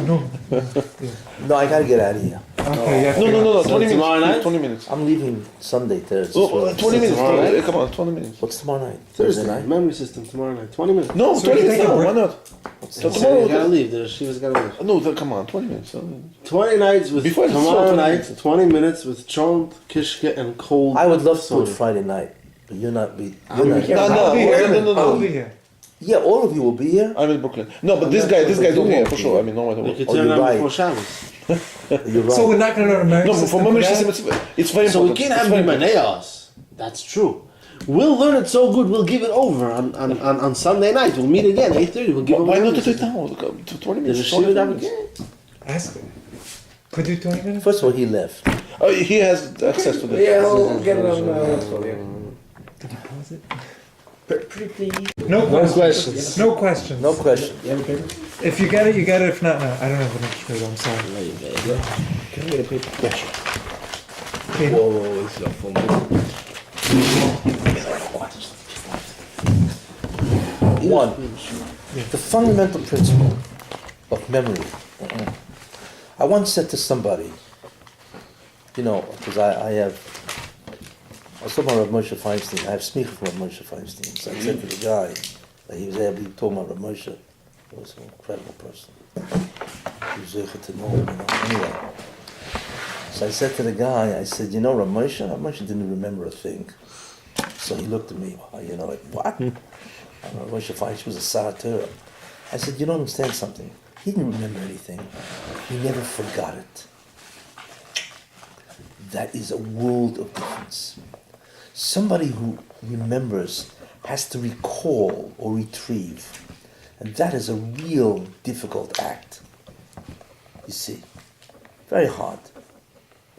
However, somebody who never forgets is unbelievable. If I asked you, count from 1 to 10. 1, 2, 3, 4, 5, 10. That occurred in less than a tenth of a second. But the last time I did that, who knows when I did that last? So how did I do it so quick? I couldn't retrieve that with such speed. The answer is I don't have to retrieve it. I never forgot it. It's still there, you see, because it has been repeated for so many times over the years. Like, you don't forget something like that. Same concept. So the question is this. How do you design a memory system in which you never forget? That's the problem. And now we're about to get the solution. Yes. That's the question. And the answer to that is that you need to know the science of review or memory, how it works. Now, 50% of memory, people do not understand this, is clarity. The more you understand something clear, the easier it is to remember. That's a very important rule. 50% of memory is clarity or organization. In other words, you need to organize the material that you want to remember. You need to organize it. The greatest organization of all, of course, is this: checklist, structures. synthesis, analysis. This is called organization. When you do this kind of work, it's not just to understand, but it's also to enable you to remember it. That's why it's easy to remember a picture. Much easier, because you see everything in its relationship, its perspective. You see, the question is, how do you do it to learning? So the answer is method. That's why method is tailor-made to remember everything. You see, because if you organize it, imagine if we had a chazan, the first mission in Shabbos, right? What would we do? We would take a little notebook and write Maseches Shabbos, Mishnah Aleph, or Perek Aleph, Mishnah Aleph, and then we would write 4 preliminary ideas first. Then the central idea of the Mishnah, you see, right? And then you'd write 2, maybe 1 or 2 words for each statement. How fast would you chazan that? 5 seconds, 10 seconds, 30 seconds after you learned it. Right now, if you do chazan tomorrow, and you review this, right? It takes a few seconds, right? It's a few seconds. It's incredible. Yeah. So the question is, don't let that escape. The question is how.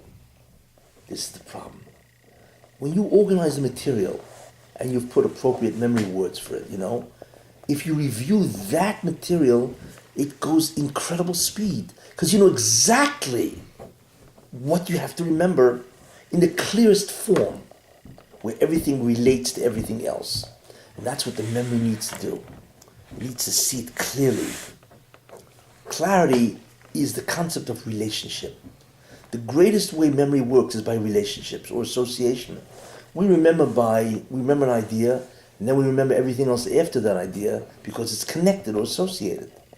Organization is the greatest form of organization, or greatest form of relationship. That's why it's so important. Because an organization will connect every dot. And when you remember one dot, you remember all of them. Got that? That's the Yesod Gadol. So the first Yesod Gadol is, don't forget it.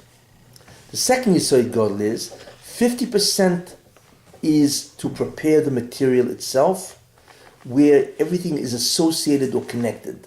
And the greatest form of connection is a relationship, which is structure. Okay? That's number 1. Number 2, fine. I now have the material. I imagine if I had, the whole Shabbos where I knew every mission the way we know the first, right? Which is incredible. Probably we would rearrange them too. Well, now what I'm really talking about is the form that we're learning is really Mishnah. Ultimately, what we really want to do is change the whole form of them, all the whole Masechet, into a structure, and that's what you review, and automatically you link every halach and every Mishnah to that structure. Yeah. Because that's the greatest. The Mishnah is not a perfect organization because it leaves out so much stuff. The greatest form of organization is structure, independent of the Mishnayos, which means its own organization. And then each halach in the Mishnah would be linked to that structure, you see. So really what your file cabinet is the structure, the diagram. And then the halachas of the Mishnah is linked to that diagram. And that's how you remember the entire Masechet. Now, the next question is, okay, how do I review it? Because review is the only way to make sure that you will never forget it. Not to remember it, remember. You're not reviewing it to remember it. That's why everybody forgets. Because they learn, and then a half a year later they review. But when you review, you don't remember anything a half a year later. You might as well learn it all over again. And then they review it maybe a third time, 3 years later, which is absurd. You see, that's why everybody forgets. That's why all these memory systems are inadequate, really. However, you do the work of organization, and the question is, how do we create a review structure, method, that will mean you never forget it? And the answer is this. I'm going to give you the way, and it's going to be filled with problems. We need to solve each problem, and voila, as they say, we have the memory system. Ergo, that's fine. Oh, he's also not here. Suisse. He has this, it's okay. Okay. What would we do without video recording? Yeah. Okay. Now imagine. Everybody with me? Yeah. Mm-hmm. Okay. Imagine. I like to take Bava Kama as an example. You do you learn the first blot, Dav Beis, on Sunday. Let's make it simple, right? On Monday, you review Beis and you learn Gimel, next blot. On Tuesday, you review Beis and Gimel and you review Dalet, etc., etc. So it comes out every day you've reviewed everything you've learned until that day, plus another blot. Now, after 120 days, or 119, whatever, right? Right? If I walk over to you, and remember what the 119th day is, right? You've reviewed 118 blot on that day, It's the end of Baba Kama. right? That's the end of Bava Kama. You've reviewed every blot on that day, right? Now you're going to learn the 119th blot. Now, if I walk over to you and say, what was on Daf Samach? Samach? You rattle it off. Why? Because I reviewed it today. In fact, I reviewed it 118 times. Or rather, it's 119 minus 60, right? Mm-hmm. Of course you're never going to forget it. But the beauty of it is the speed. Because you've never forgotten it, that's the beauty. You see. But the problem is this. After a while, you keep reviewing everything you learned before, comes a time, hey, there's no more time left in the day. Mm-hmm. This is the problem we need to solve. But would you agree if we solve the problem, you'd have done it? Yes or no? Well, then. Unbelievable. If this could work, what would that mean? That means every day you chaz everything you know. Which means... That's impossible. Let's solve that. Well, of course it's impossible. But it's not impossible. You see? Don't give up. I'm not giving Solve up. the problem. I know. I think you realize- should move on at one point. You like stop the first 10 blot and do. No, we're You gonna solve it. can't. Don't give up. You don't Don't give up. stand. If you move on, then you don't want to be in the business of retrieving. Remember, the principle is you never want to forget it. Got it? The question is Now- how much time? Maybe once a year you could chaz everything you know. So wait a minute. Let's get to the solution. Come Okay, on. Forget yeah, about that- the yeah, question. no, We're focusing on the problem too much. Yeah. So the problem is Well, we agree. Yes? If we had time to chaza everything that we learned every single day, of course we would. You'd never forget it, because you just reviewed it today. And not only that, the speed of looking at it is instant, because you reviewed it today. Yes? Yeah. The speed is instant now, and that's the solution. Here goes the solution. First, idea number one. You need to prepare the material. Remember, organization is 50% of the work. You need to write it down in your little notebook. If we're learning Mishnayos. Preliminary ideas for the Mishnah, central idea, its area, and all the statements. Next to each word, you need to assign a word or two that will be the representation of that idea. Anchor. You know what I'm saying? You don't need more than a word or two. Immediately reminds you of the idea. For instance, if I write, I want to write the central idea, which we now discovered is what, right? Well, yeah, it's hoitzor, Forms. right? Yeah. Forms, and next what you write for. That's it. 2, 4. Well, yeah, I mean, each Chris and I person came up with a 2x4. 2 before. 2 by 4. Okay. Yeah. You must be a carpenter. But once you learn something, so each mind is different. A word, you pick a word, one word or two or three. Don't worry how long it is. I mean, that can make a sense. It's a note. That's all that represents that area. And how many are there? Preliminary ideas. You know what I'm saying? So preliminary idea rishus, right? So you could just write, domain, 2 types. You know what I'm saying? You can write whatever you want. It won't make a difference. You'll see why. But you write whatever idea word will jog your memory for that idea. Got it? Mm-hmm. Okay. Requires a little work, but wow, is it worth it? You'll see why. Okay? Now, here's what you do. I gave you the example of Bava Kama. Question is, how can this work? And the answer is this. First idea, don't say it verbally. And I know it counters. You could say it verbally, but I hold you could do that at one time. When you learn, you could say it verbally out loud, no problem. Okay. But review. You just scan. Don't scan mentally. Mentally, you just say the words. Mentally, say the words. But what's interesting, is, for instance, if you learned, let's say one Mishnah you learned on Sunday, on Monday, since it's the next day, how long will it take to review that first Mishnah? It's almost instant. Because you haven't forgotten it yet. Remember, Seconds. it hasn't gone out of the memory. 2-3 right? seconds probably. Let's assume it takes. Yeah. Let's assume it takes a minute. A minute for a Mishnah, and a minute's a long time. And if you review it mentally, right, in 1 minute you easily do that first Mishnah. How? Because you prepare it by looking at your words. You see, you're not relying for the memory to come up with another word every time you want to remember. Chazir it, you got to come up with another words for this idea. No, you've prepared. You know the exact words that you need to say or think about, and this is the Mishnah. You write it down, and you see. So if it takes 1 minute to do a Mishnah, yes, okay, there are 139 Mishnayos in Shabbos. It's 139 minutes. Assume so. Yes? What is that? 2 hours and 10 minutes. 20, 30, 220 minutes? Okay. You've chazed the entire Masechta Shabbos in 2 hours and 20 minutes. You take a bus ride. Looks long. Sounds long. But still, 24 parakim. It's 139 Mishnahs. That's almost 1/5 of Moed. By the way. It's much more. There's 88 prakim in my head. Oh, you're saying Mishnayos wise, yeah. Okay.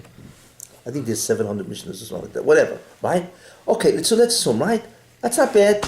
Okay, so you need a chazor too. But I want to tell you something. It won't take you 1 minute. It's seconds really when you. It's really 30 seconds. Because remember the key. It's organized, it's clear, and you've already given a word or 2 or 3 for each idea. And that's what you need to chaza, because that will immediately jog your memory for that idea, and you use the same words over and over, you see. Okay? So let's assume it takes you 30 seconds, which it shouldn't take you more. And I want to tell you something. The first Mishnah is unusual, it's long. After this, it's really short. I mean, you do it in 15 seconds. Let's assume 30. Okay, 30 seconds for 139 Mishnayos, we now reduce it by half. Right? So it's no longer 2 hours and 20 minutes, it's 1 hour and 10 minutes. Not bad, but it's going to go quicker. When I do this memory in the beginning, am I supposed to, with each memory aid, remember, that was that statement? No, you write it down. Don't remember. No, write it down. You need to get a little notebook and write every single thing down, and that you're going to look into that book. And then I'm just remembering statements. I don't care if I know what I'm talking about. No. That word will remind you of that halacha. But it's not going to be clear in my head. You just learned it yesterday. You just learned it yesterday. Of course, it's going to be clear. I'm not. You see, you keep thinking about. Well, I learned it 4 months ago. No, when you learn something one day. Oh, by the way, when you learn a Mishnah, right? You do it out loud. Number 1, right? You write it down. And you need to chaza in that day, whatever you learned 4 times.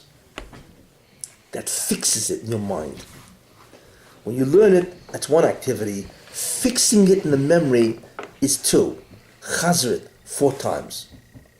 But how fast is that going to go? Because you just learned it, right? Then it's fixed. On day 2, which is Monday, you now review that Mishnah, right? In 1 hour, that whole Masech, well, that one Mishnah will take you 30 seconds. Every Mishnah is going to take you another 30 seconds. I mean, you finish the first parak in what? 3 minutes? 4 minutes? 9 Mishnayos to the first, right? So what was that, 9, 30? It's what? Half? 4.5 minutes? What's 4.5 minutes to chaz one parak? You see, that's the beauty of it. You see, once you fixed it, you see, then the chazorah of what you remember is incredibly rapid. So that's the first concept. Got it? Is that the fact that you've organized written words, chazit, and then written words right in a notebook, enables you to review that Mishnah in seconds. Okay? Very important. Not hours, but seconds. Number 2, right? But still you may say it's going to take me long. No, why? Because then we have the concept called boost. Do you ever notice a swing going like this, right? Okay. And obviously friction through the air begins to slow it down. So what do?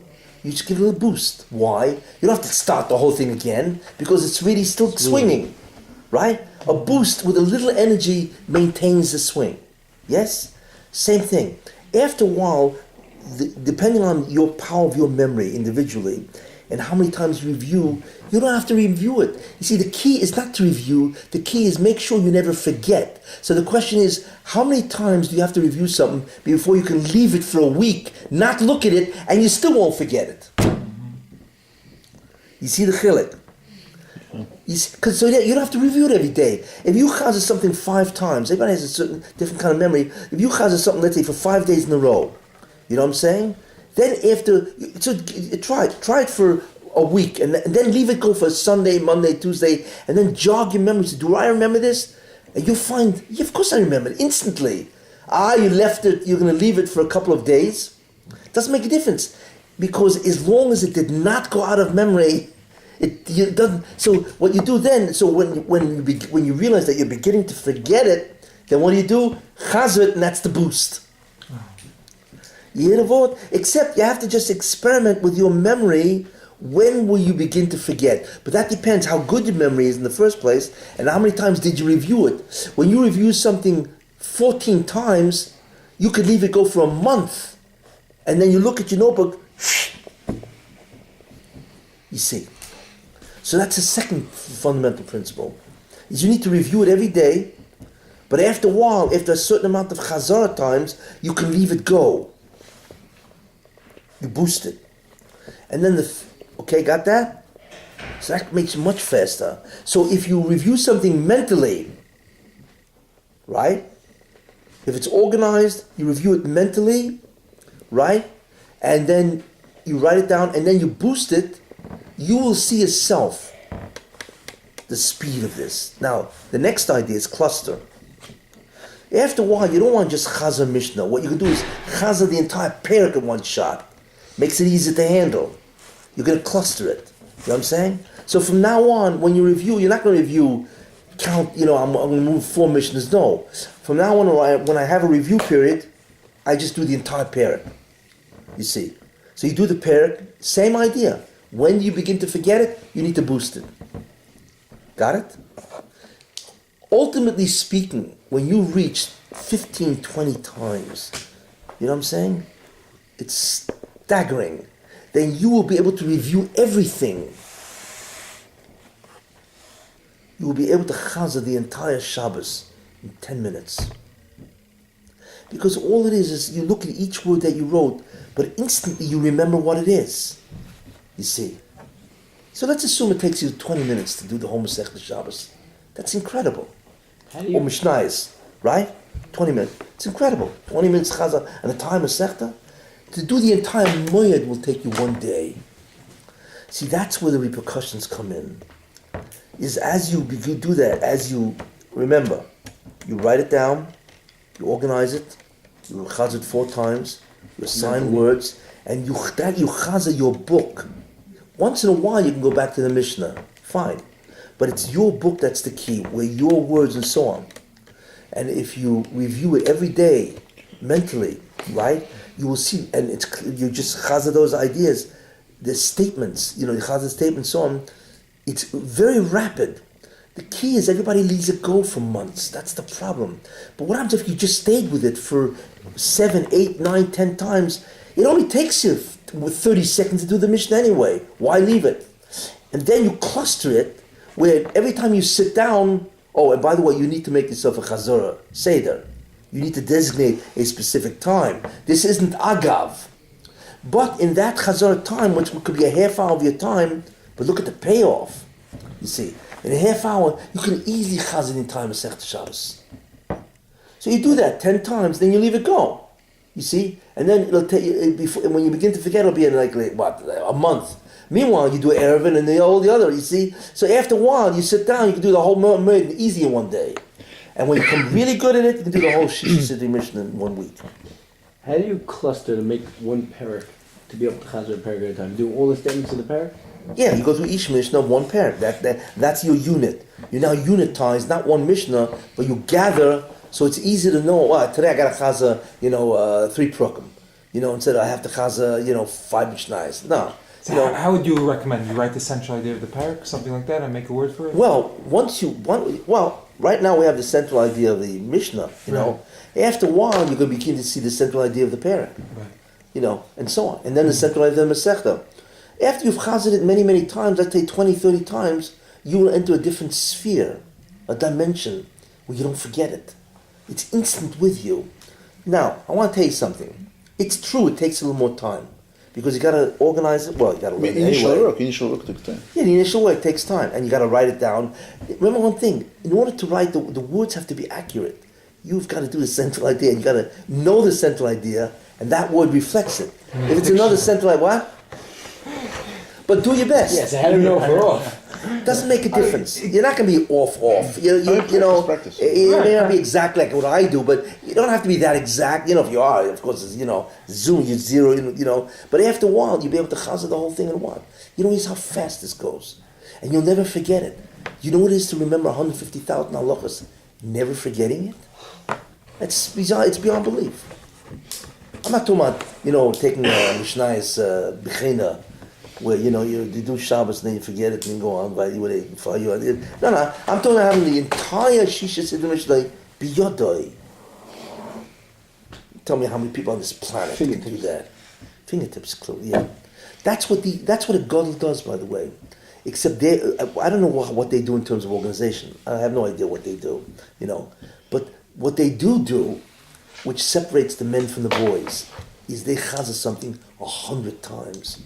And what happens is, if you chazah something 100 times, the brain automatically begins to cluster it and organize it. It's not as good as this, but automatically begin to see relationships. But like Rabbi Moshe chazed Shas 350 times. I mean, it's like, what is that? It's incredible, That's why Shas was biyodoi. You say you walk over to Rabbi Moshe and any real gadol, I'm not talking about a bureaucratic gadol. I'm talking about a real gadol, Today we have a lot of gedolim that whatever. Yeah, I know. Anyway, but a real, what's called a Sa'at Torah, you walk up to Rabbi Moshe Feinstein anywhere in Shas, you'd say anything, He instantly was there with you as if he had learned it right then. How did he achieve such a mastery? And the answer is... He just learned it. Chazorah. Well, Chazorah. Rabbi Moshe Chazah 2 prokim of Mishnayos. I saw him do it every day of his life. Every day. 2 prokim Mishnayos. It's incredible. And he didn't need Chazah Mishnayos. I know someone, he was in Yeshiva Staten Island, so he told me he used to watch on Shabbos, he Chazah 50 blood. Rabbi Moshe. He used to come for Shabbos. Yeah. How do you do that? There's only one way to do that. If Rabbi Moshe or any god has to recall, it's impossible. They just never forgot it. It's like I say, count from 1 to 10. That's how familiar it was to them. Then you understand how Gedolim or Rogachover, they said, when they gave an Aliyah.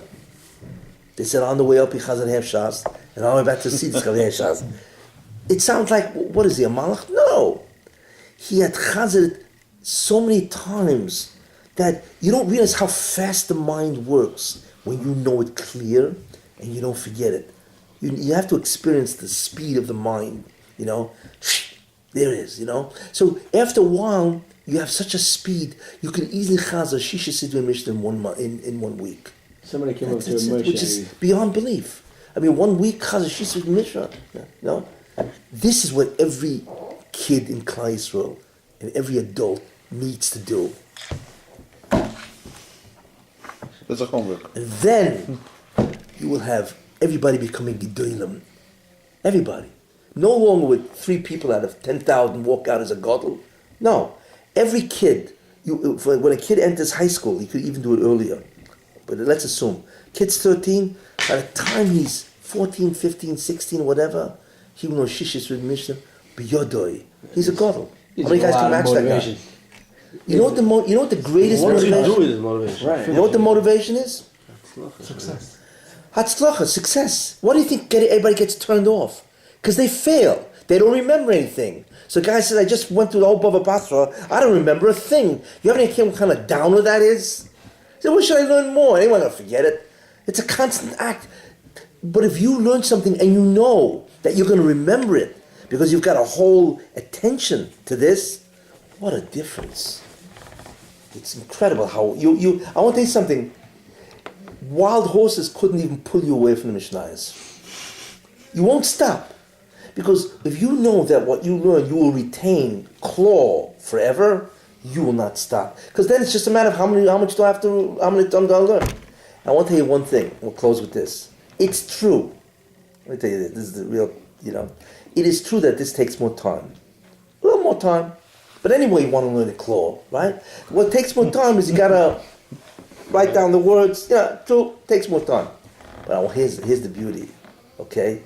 You only have to do it once. Everybody learns it and forgets it. They gotta learn it over and over and over again. They still don't remember it. You do this once, okay? It's like, you remember the short road that's really long and the long road that's really short? This is the long road, this is the long road that's short. You only have to do it once in your life, and the payoff is forever. But along with that comes that it's either now or never. Because when I learned it now, I'll do it tomorrow. No. I got to chazir it over 4 times right now. You have to want to know. You have to want to achieve. I want to tell you something. I'm saying it as a mila. I'm saying I don't really care. It's not so much being a Godel B'Torah. It's being a Talmid Chacham. This is it. So remember, the key is don't forget your learning.